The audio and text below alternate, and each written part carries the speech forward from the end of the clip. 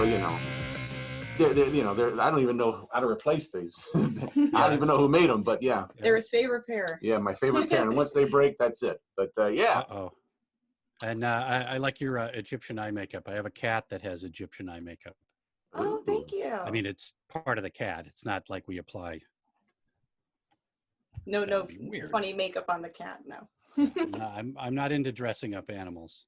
Ooh, unless the outfit's really cute.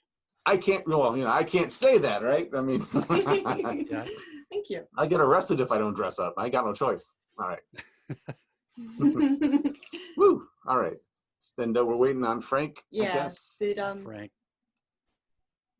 We'll give him a minute. That's quite all right. That's quite all right. Okay. And we can readdress this, but happy birthday. Oh, thank you. Thank you very much. She's fellow Scorpio. Oh, really? When is your birthday? What day? The 29th of October. Oh, happy birthday. Almost Thank Halloween, you. baby over here. Mm-hmm. Yeah, that would explain all this. my Aunt Sybil and my great Aunt Sybil both born on Halloween. Okay. Very cool. Yeah, and we've seen all of the. Oh, there he is, right there. Oh, cool. Yeah, there's a admit. I believe that's there. him. Yep.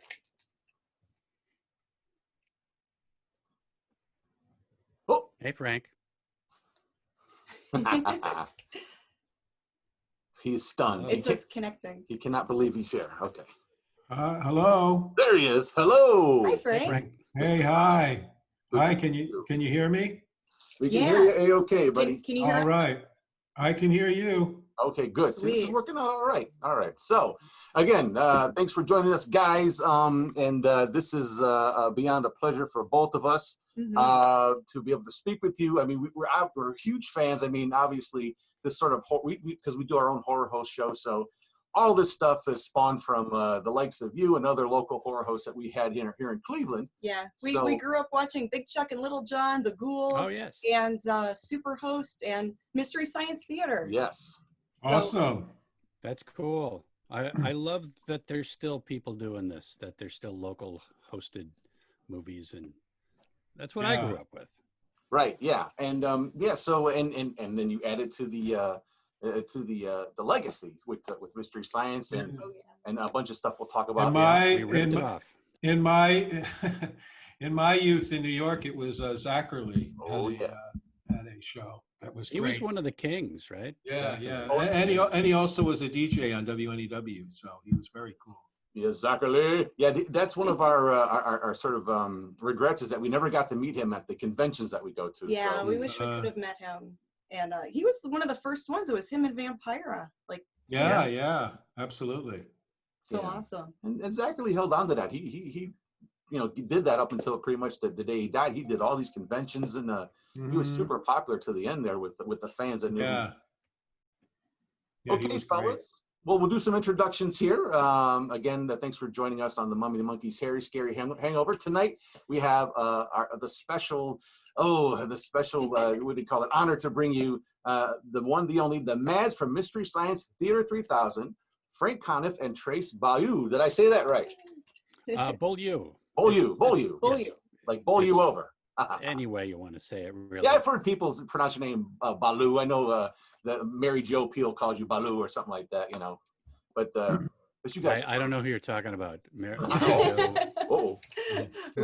Forget it. Anyway, so yeah, she's never called me that to my face, so I have no idea. But if she wants to, that's totally cool because Mary Jo is totally cool. Maybe she didn't. I don't know. I got hair in my ears. What do I know? But the fans will always remember he was Dr. Forrester. That's right, Clayton Forrester. Much easier to pronounce. So yes, yes, absolutely. And you're of course TV's Frank from the Mystery Science show, and and so we mentioned that earlier. We're gonna kind of re-edit this, but it's Trace's birthday, so we want to say happy birthday once again to Trace. Hey, happy birthday, Trace. All right. I hope I get what I wished for. Looks like it could happen. I wonder what that could I'm not be. going to unwrap that gift yet. Yes, well, but I think we could all guess what that would be. And that would just add to the bright spot that is today. Yeah. Interviewing you, if it can get a little brighter. And I know. I really need a good pair of work pants, so I'm hoping. There you go. Well, that's admirable to wish for too. Like that wish. Yeah, something practical. I don't mean to brag about the glamorous nature of our careers, but I have on the road. I have been with Trace in a hardware store as he bought work pants. Interesting. So, Wow. See, just to give you an idea of how how off the hook it is when we go on the road. And now, Frank, you know how I celebrate? I had a cup of microwave macaroni, which is difficult to say, even harder to eat. But that was my big birthday meal. That's great. That's great. No shame in your game. Nothing wrong with little microwave macaroni. Did you put a It's candle in so it? easy when you know the language. Did you put a candle in it or just? I put some hot sauce in it just to Oh. say, "Hey, I'm cooking." That's like how I cook. Yeah, macaroni and cheese, whatever can be warmed up in the microwave. Yeah, same here. Same here. So this whole everything that led up to you in a hardware store with Trace buying pants started with Mystery Science Theater 3000, correct? This is where you two met. Yep. We actually met before Mystery Science Theater. Oh, that's right. We were we were both comedians in the Minneapolis comedy scene around 1987 or so, I think is when we first met. And then it just all went from there.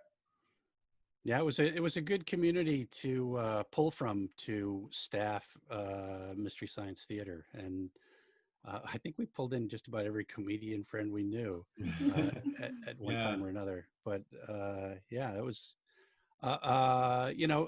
very same tiny little TV station doing a hosted movie, and I'm glad that you guys are doing this and continuing the legacy.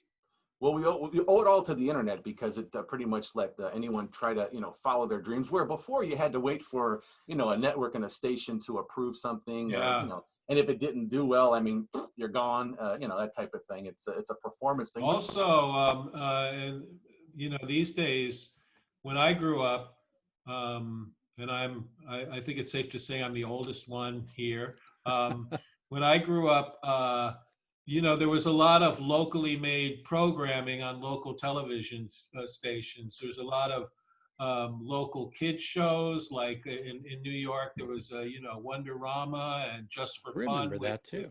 Just for Fun with Chuck McCann and the horror hosts, and the local people like hosting the Three Stooges, like Officer Joe Bolton and Captain Jack McCarthy hosting Popeye cartoons.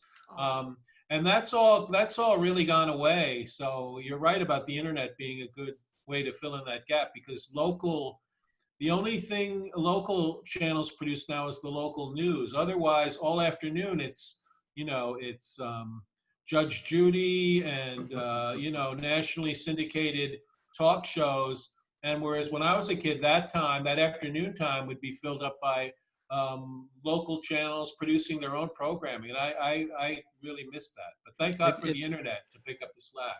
It's hard to believe that something like Judge Judy would be cheaper to put on the air than any of those shows. That exactly, yeah. Or like Mystery Science, where our budget was so tiny. But part of the charm of those shows, we had Clancy the Cop and Willie Ketchum was his sidekick. Did you get we had Casey Jones and Roundhouse Rodney, who also lived in my neighborhood. So I thought it was really cool to have an example of someone who worked on television, who was actually just a guy who had a job on television. It never occurred to me that, oh yeah, you can go do that. Mm-hmm. And it was very inspiring to, and he was really funny, Roundhouse. His son would bring him to school to show and tell.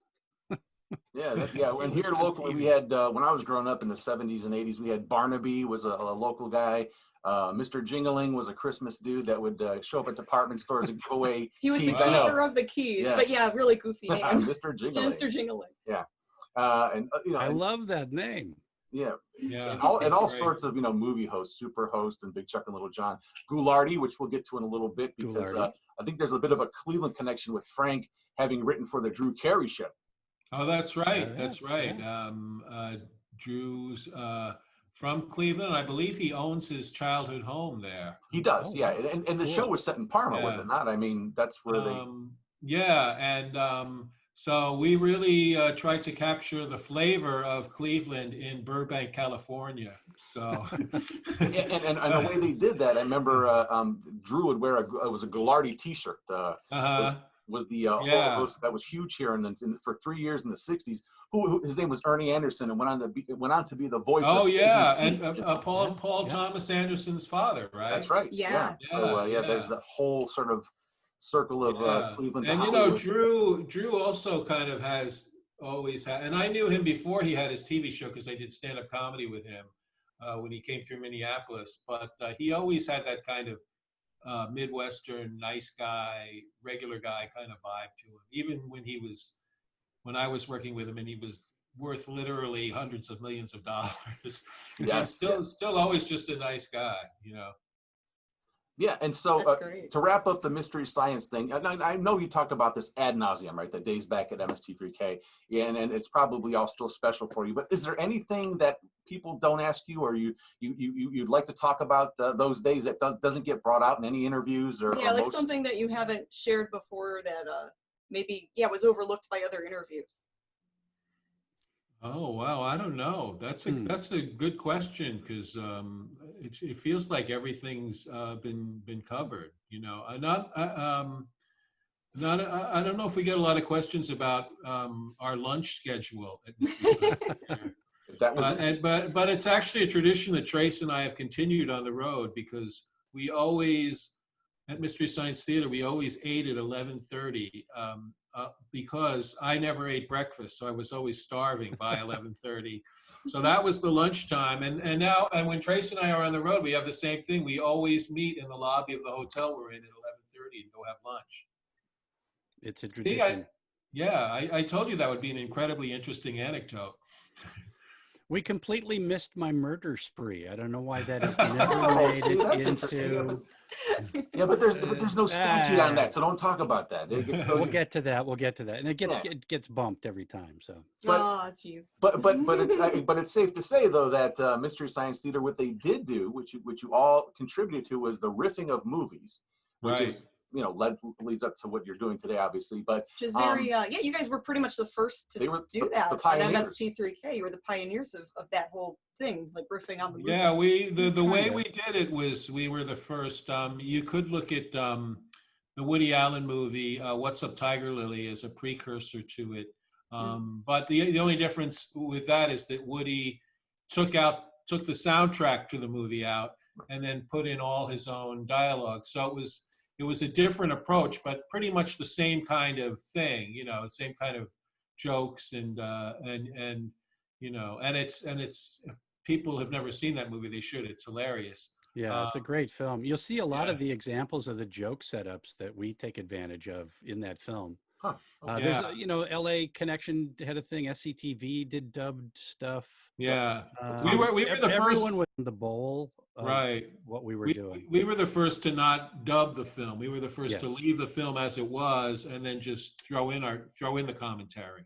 Yeah, which I thought was really interesting because a lot of people probably had that same story when they first started watching. They're like, "Why are these guys talking over everything?" And because it's not dubbed, it's almost like an interjection. But then you get used to it, and what got me really hooked were all the references, the obscure references.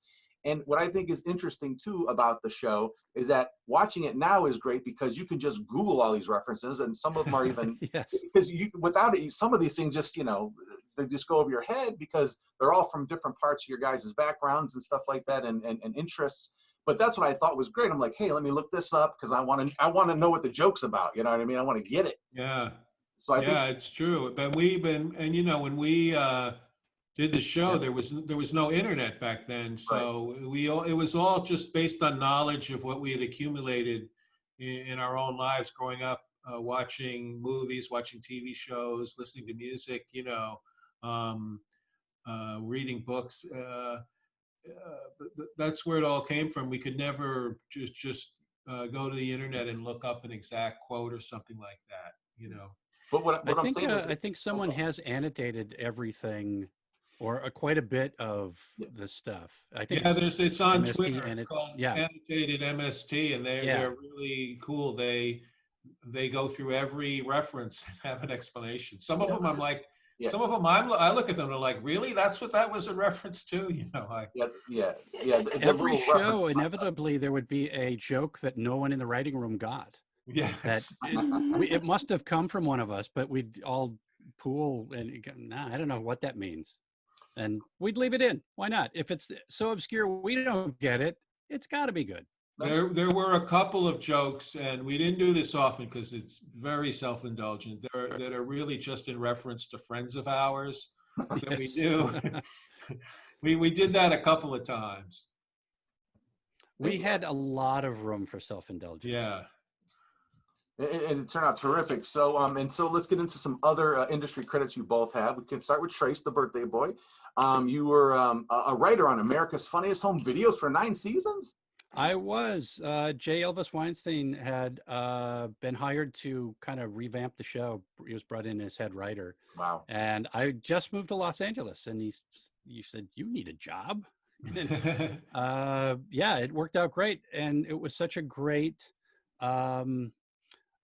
television show to be part of. It. You know, that started around the same time Mystery Science Theater did, and it is still on the air. It's an amazing show to be on that long, but it was so much fun, and I met great people, and everyone was really nice. All these myths of Hollywood being, oh, everybody's horrible, and I had a great time. I wouldn't have stayed for 9 seasons. Yeah, and okay. Oh no, I would just keep on gushing. I see, and then fast forward to kind of more present with Hidden America with Jonah Ray, who was the new host of Mystery Science Theater 3000, the Netflix version of it.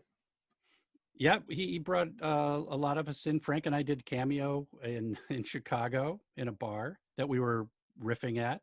Mm-hmm. So it was a great honor. That was a great show.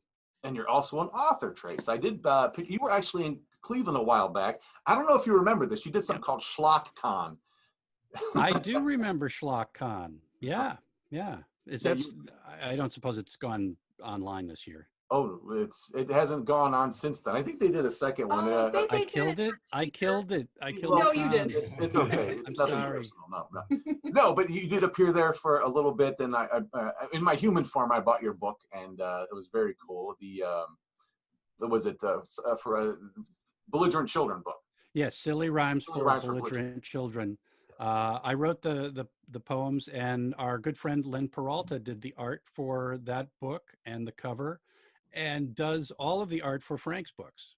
Frank, you've got like 80 published books now?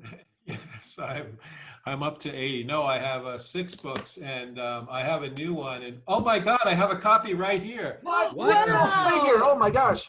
My new book, You're Ruining the Dystopia for Everyone.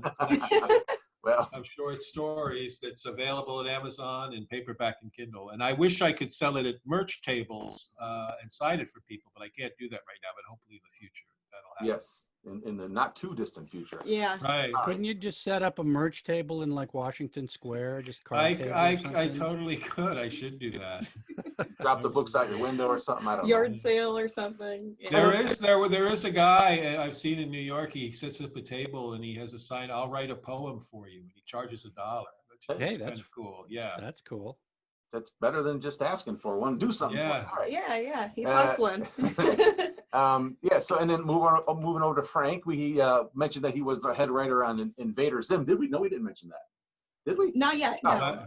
But I love Invader Zim. I am a fan of that show too. Oh, did that thank come you. Yeah. That was just a thing of where my agent just sent me. They were looking for a writer, and there was another guy that was doing it, and he didn't work out, and they were looking for someone, and I just went in and I interviewed with them, and I'd never met any of them before. I didn't know about Jonah Vasquez then. When I found out that his previous credit was a comic book called Johnny the Homicidal Maniac, I was like, I want to work with this guy. And then I found out later, one of the things that really helped me in my interview with Jonah was I had read like some of the scripts, and there was one thing in the script I forget, and I told him I love that part. I really love that part. And he said, "Oh, cool." And then later, after he hired me, I found out that he loved that I loved that part in the script because he had a huge argument with Nickelodeon over it, and they didn't like it, and they told him to drop it. And so, without even knowing it, I said exactly the right thing in the interview. And he and the staff of animators and designers that worked there were so wonderfully talented and creative, and it was really a joy to be around them. And those guys, Jonah and the artists and animators and designers, they're really the ones responsible for how good the show is. Yeah. Well, it's cool to know that you're a part of that. And as we mentioned, awesome. and we mentioned earlier, the Drew Carey, the show, you were head writer on there. No, I wasn't head writer. I'm sorry. I was a lowly writer on Drew Carey, yet I made more money than I did on any other show. So Nothing wrong with that. So that was cool. That's good. And you also do something, I don't know if you're still doing it, Pothouse 90? I haven't done one of those in a while. Those are original radio plays that I wrote and directed. Trace was in one, and I did 5 of them. And they're still available online. You can go to my website or just type in Google Pothouse 90. You can find them. They were really fun to do. I had a lot of great people, a lot of great friends who worked on them with me. But I kind of shifted from that to writing books because I actually can make some money writing the books. Whereas Pothouse 90 was a way to spend money, you know. Whereas my books are a way to make not a lot of income, but at least some, you know. Very interesting. Gotta do what you gotta do. Exactly, yeah. Monkey's a graphic designer, and I sell on eBay full time. So. Oh, that's cool. That's so cool. We do other people when I sell my books at our merch table, and people will jokingly say, "Oh, I'm taking this right to eBay," and I'm like, I don't care. Go ahead and sell it on eBay. I'm fine with that. Oh boy, it's that weird economy with that going on. So we got that. We talked about some of your other industry credits. Anything else you want to talk about that doesn't have to do with, you know, Mystery Science or the Mads? That's sort of. Well, I did also. I worked on Sabrina the Teenage Witch for 4 years, so that was a really great experience too, to do that. I love Salem the Talking Cat. Yeah, he was all of our favorite character. And Nick Bakay, who was the voice and also one of the writers on the show, is one of the funniest people I've ever known. So that was fun to work with him and all those people. Very cool. So speaking of cats, because we're cat people too, we have 3 of our own kitties. How is Millie doing? Millie's doing really good. Thank you for asking. The only reason I have any social media presence at all is because I post pictures of my cats on it, and people love my cat Barney, who died earlier this year, but Millie is still around, and people loved Barney and they love Millie, and Millie had some serious medical issues this year, which means I now have some serious financial issues, but that's a whole other thing. But she's doing really good though. So thanks for asking about that. She's right over there, but I can't pick her up and bring her over because she won't like that. But that's okay. She's doing good. Aw.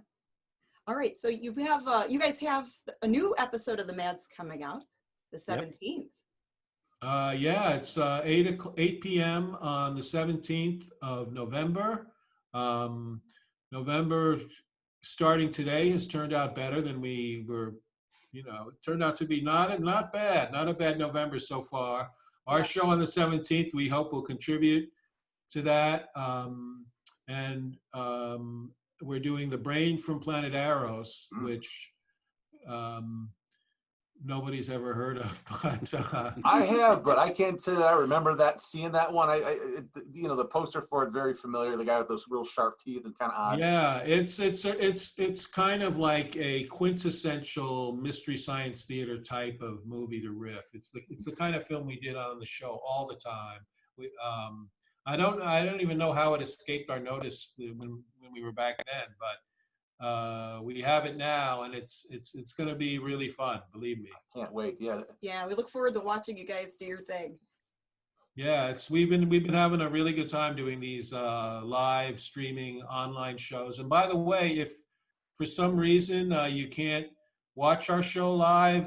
You do have the option of downloading it and watching it later, but you have to get your ticket by showtime to do that. Yes, and yeah, that's right. We'll definitely be plugging that. We're going to put up graphics and all this stuff in post here, and we do it. Before we get back, let's go back a little bit to the post MST3K life for you guys, the projects you worked on, like Cinematic Titanic.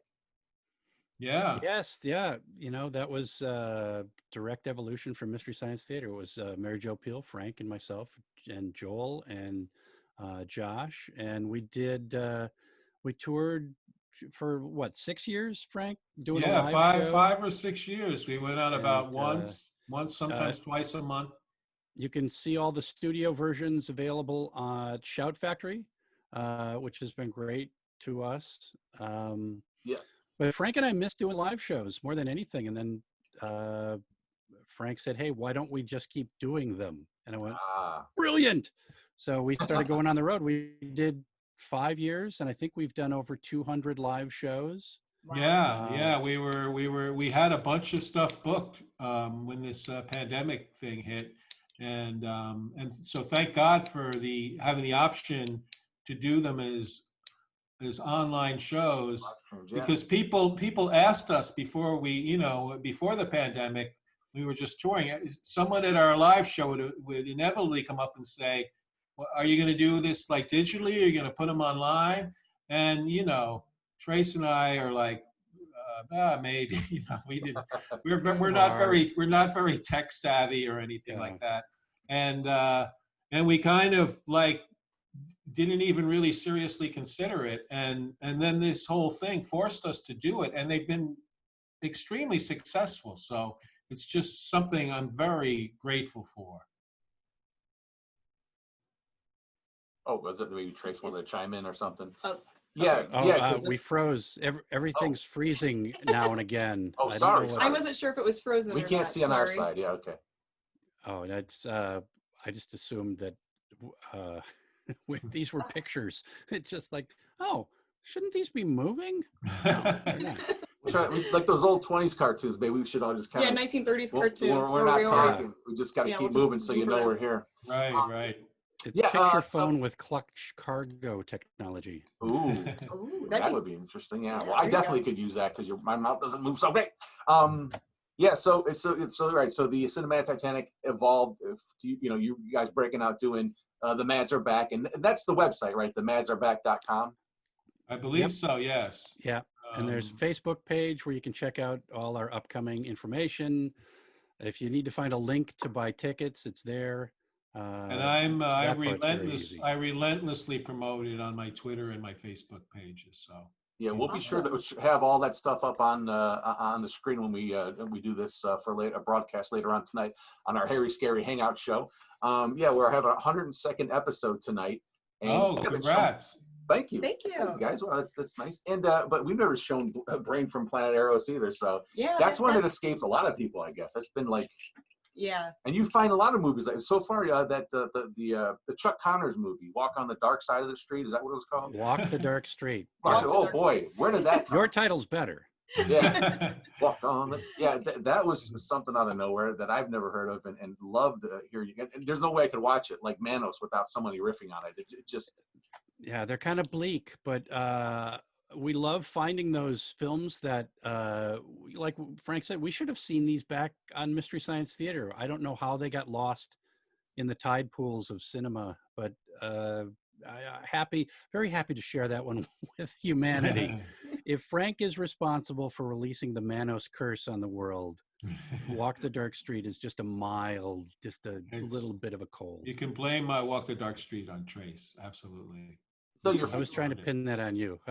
Since you did, no, I'll fully take. But I'm the one that found Manos, so I'm gonna have to answer for my crimes one day. Well, you guys make it more watchable. You make the movies more enjoyable. That was my introduction to many people were introduced to them. I don't think anybody. I don't think anybody. I do have a friend of mine, Jerry Beck, who's an animation historian. He told me that in the 70s. He was part of some film society, and they watched weird films. And he said they saw Manos like in the 70s. At this, but that's the only instance I've ever heard of How did you find it? How did you find the actual film? It was just in a box of tapes. Comedy Central used to send us stuff from all kinds of distributors, like Something Weird Video and other companies, and I just go through them and find the gems among them. The uncut gems. The uncut gems. Nice. So on our show tonight, when we show this, we're going to be showing Ed Wood's Plan 9 from Outer Space. Awesome. Now, your first live Mads streaming thing was Glenn or Glenda. Mm-hmm. Right. Also directed by, obviously, Ed Wood, right? Mm-hmm. Ed Wood's, that's my favorite Ed Wood movie, Glenn or Glenda. I love Plan 9, but Glenn or Glenda, Trace and I have seen over 50 times, and it's completely batshit, but we love it. Yeah, it's got so much heart. Yeah. As does Plan 9, I might add. So, and it's also just a little longer. When you were Glenn or Glenda's length is just perfect. Okay. But when you were doing the Mads live tour stuff, you also did like writing workshops, correct? You did some of that. You offered sort of like a meet and greet writing workshop and then riff a movie. Like that. Yeah, we did that. I think we stopped doing it because it was just so tedious to go through those movies, We did a 3-hour afternoon session, and we would get 5 minutes, maybe, of usable. Oh, my thing just froze again. Zoom pop-up. Sorry about that. Yeah. Okay. I just saw that. I okayed it. So. We might. Yeah. Okay. Thank you. We won't keep you much longer, gentlemen. We can wrap it up right now by saying you got all get out there. Check out their November 17th show. Yes. They're showing The Brain from Planet Eros, and that is 8 p.m. Eastern time. You can get your tickets at eventbrite.com. That's right, and we'll put it down there. And we'll share this on the interwebs. We hope, and it's only $10 too. You get a lot of crap for $10, so you get a real bargain. And like you said, you pay for the ticket. If you can't watch it live, you get emailed a link to download the MP4 of the whole show. Exactly. So we hope people will join us as they have been, because without our fans, we don't have careers without these wonderful people. Very true. And after another thing too, if people don't know, after the movies, you usually have a guest or two on. And last month you had on Rich Coase from Svengoolie. Yeah. Yes, we did, and we haven't. We will have a special guest for this one, but we don't know who it is yet. But whoever it is, they'll be very special. I can guarantee. It's always fun. Yeah, we didn't know about the Rich Coase thing until the night of the show. I think didn't. Yeah, we didn't announce it until we didn't confirm it. I think with these guests, it's better to kind of confirm it closer to the show, because then they don't. It doesn't give them time to find something else to do. So. Yes, indeed. Yeah. So like I said, we can wrap things up here, guys. You've been generous with your time. I want to thank you so much. Any last things you want to talk about, promote, or say? Just thank you. Thank you guys for having us on. Thanks. It's been a real pleasure to meet you and become aware of what you're doing. God bless you. Keep it up. And thanks so much. Well, thank you. Thanks for having us. Trace? Oh, and Trace. Yep. I'm sorry. I'm behind like a minute on all of this. But I'll just say thanks, and looking forward to seeing your shows. All right. Well, thank you very much, Trace. Thank you so much, Frank, for joining us. It's the Mummy and the Monkey Meet the Mads, and maybe we'll see you again next time. And thanks for joining us, guys. Have a great rest of the year. Thank you. Take care. All right, you too. Good night, good fright. Bye-bye. Bye-bye.